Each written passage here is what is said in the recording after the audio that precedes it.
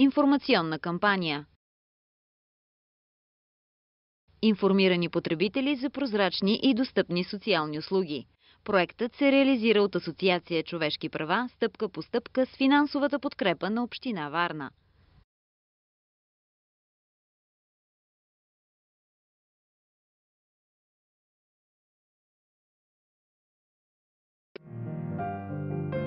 От около 2 години във Варна има разкрито защитено жилище за лица с умствени увреждания на улица Солун 14. Там живеят 6 момчета с лека до умерена умствена изостаналост. 5 от тях са изведени от специализирани заведения, а 6-тият от семейна среда заради промяна в условията на живот там.